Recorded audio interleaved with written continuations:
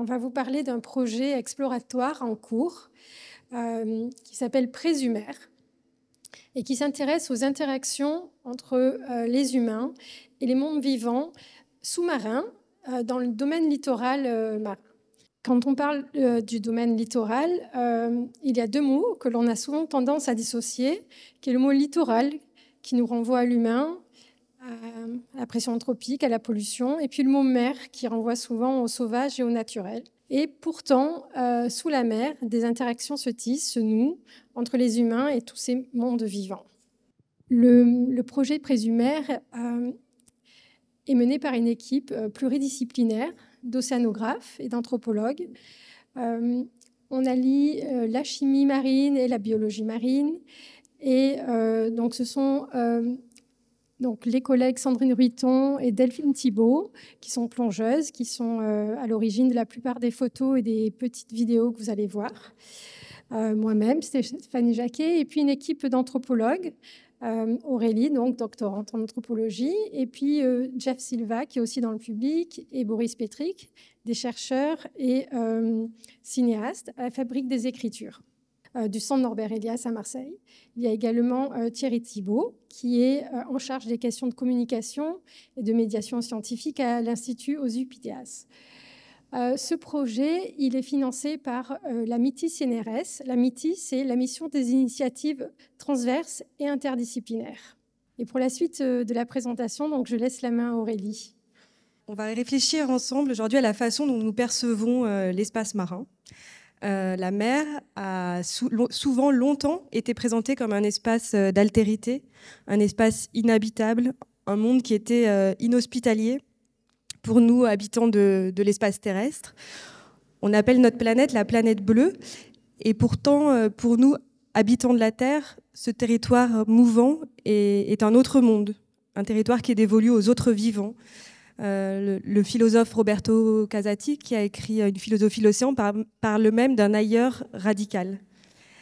Pourtant, cette expérience de l'altérité, elle est à relativiser, puisqu'on trouve dans l'espace marin déjà de nombreuses traces de la vie humaine, des traces de nos activités en mer, des traces aussi des activités telluriques, c'est-à-dire des activités terrestres, et des rejets de nos activités terrestres dans l'espace marin, que ce soit des effluents, des aménagements dans l'espace marin, des perturbations du milieu qui sont liées à nos activités terrestres. Alors on va s'arrêter un instant sur cette idée. On va plonger ensemble sous la surface de l'eau cet après-midi pour réfléchir à comment est-ce que nos activités peuvent être perçues par d'autres que nous dans l'espace mer.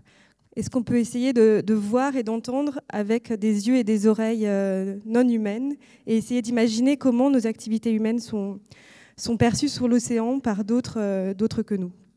Alors bien sûr, on ne prétend pas entendre à la place d'un poisson ou voir à la place d'un Bernard l'Ermite, mais on a essayé d'utiliser le son et l'image, d'explorer les potentiels du son et de l'image pour imaginer d'autres façons de représenter ces espaces-là.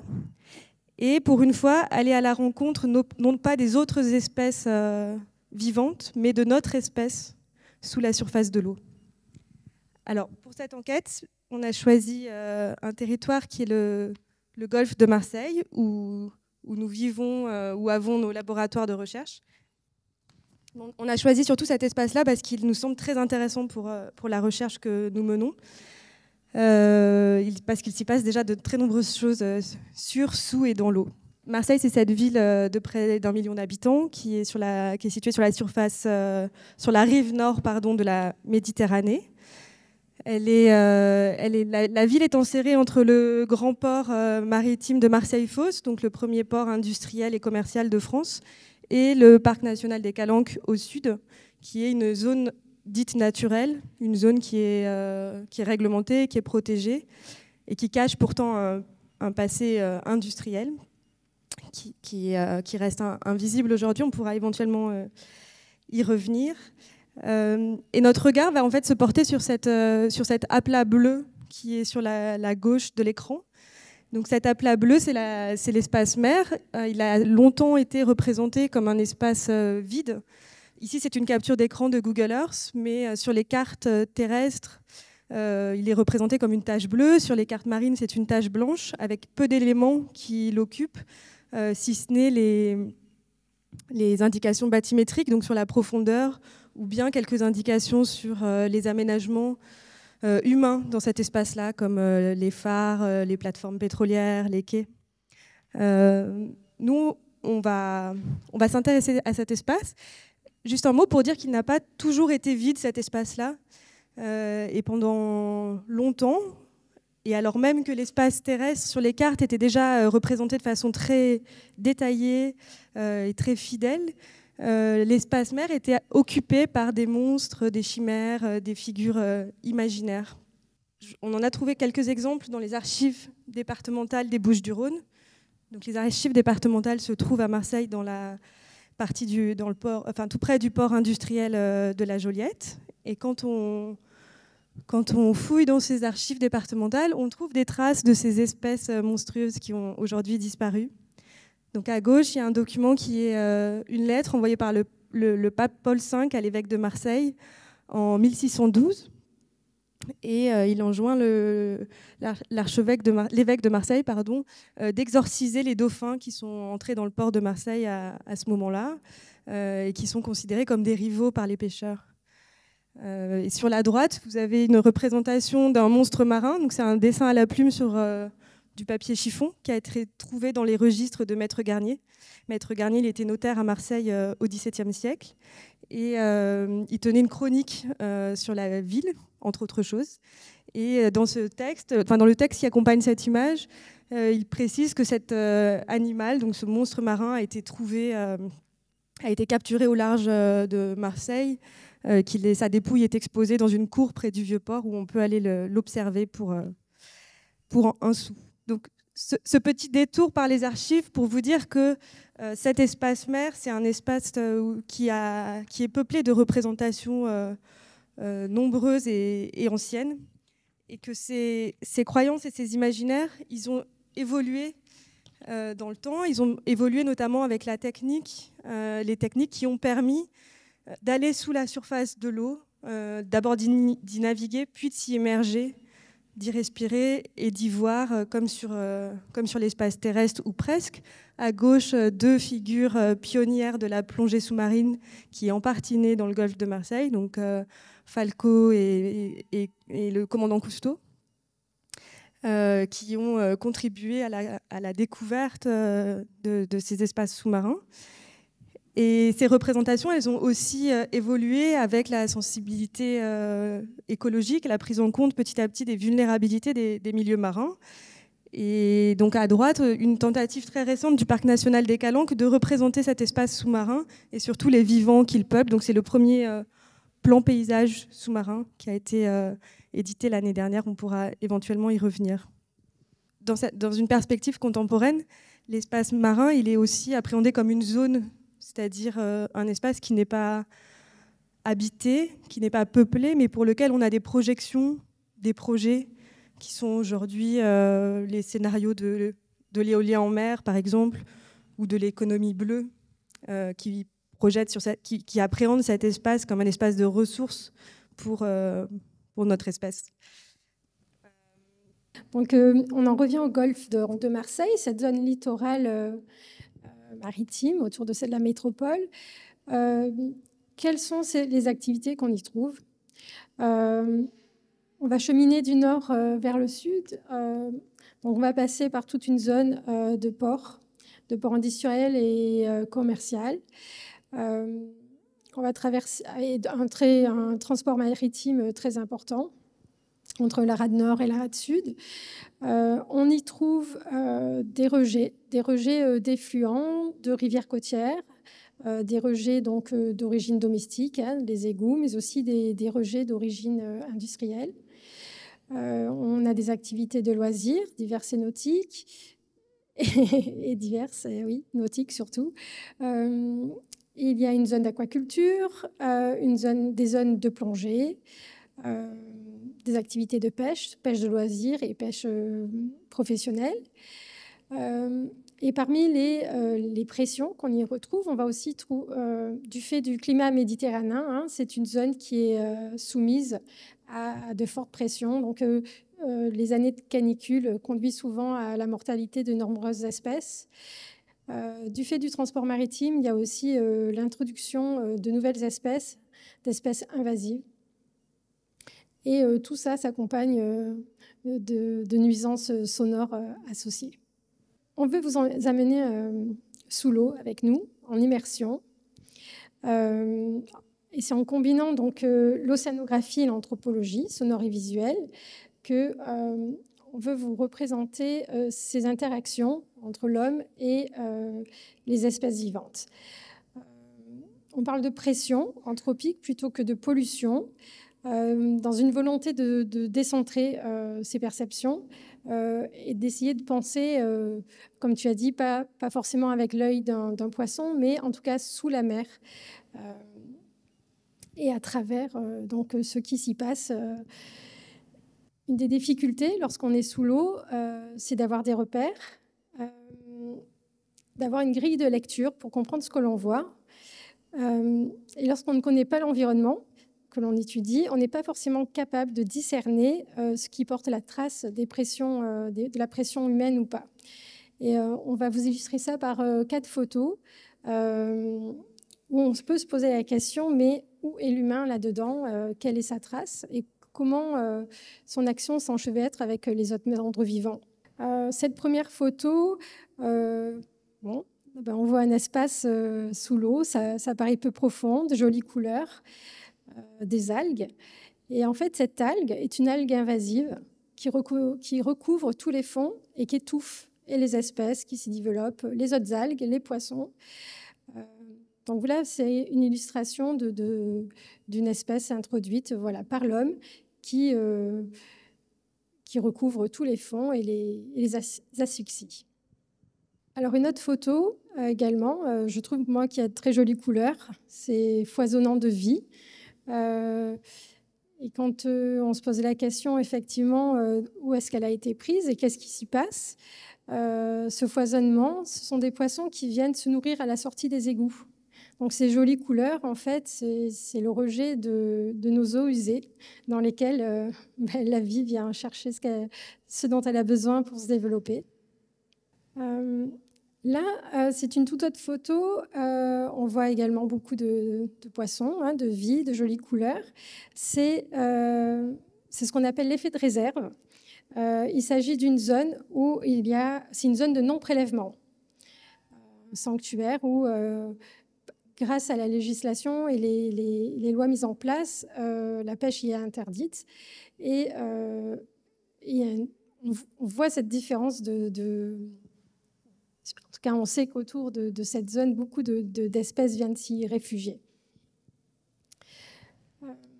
Également, une autre photo, on est sous l'eau.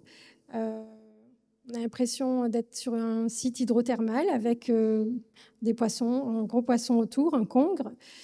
Et là encore, quand on regarde de plus près, en fait, ce n'est pas une source hydrothermale, c'est un site d'un rejet industriel en mer. Donc il y a vraiment une ambiguïté dans ce qu'on peut voir sur ces images, de cet enchevêtrement entre l'humain et le monde vivant. Alors, on va vous en montrer davantage, notamment avec la diffusion d'un petit film qui est en cours d'écriture, qui est en cours de réalisation, mais qu'on est heureux de pouvoir vous présenter aujourd'hui. Donc, c'est un film qui va vous inviter à plonger, à vous immerger vraiment dans cet espace sous-marin et à vous questionner sur les présences humaines qui sont perceptibles ou non dans cet espace-là. Vous verrez que ce n'est pas toujours évident de comprendre où est l'humain, mais on pourra en discuter par la suite. Juste un mot pour vous dire comment ça a été réalisé. Donc, on est une équipe qui allie à la fois des chercheurs en sciences humaines et des océanographes, qui sont aussi des plongeuses professionnelles. Donc, il y a une partie du tournage qui se fait en mer, à la fois depuis la surface, depuis des bateaux, mais aussi sous l'eau, en plongée. On immerge des caméras, des GoPro, comme vous le voyez en haut à gauche, mais aussi des hydrophones. Donc, des hydrophones sont des micros qui enregistrent les variations de pression de l'eau. des micros qui entendent sous l'eau. Et ensuite, on traite ces sons et ces images dans un studio de montage qui est une sorte de laboratoire en fait, dans lequel, en faisant, on cherche des pistes d'écriture, de représentation autour de ces questions d'interaction humain et monde vivant. On vous propose de regarder le film. Juste avant ça, je crois que j'ai mis une carte avec tous les points de captation qui ont été réalisés entre août 2022 et février 2024. Donc différents points, soit en pleine mer, soit vraiment dans l'espace côtier. On pourra éventuellement rediscuter après. Et pour l'instant, on vous propose de vous immerger.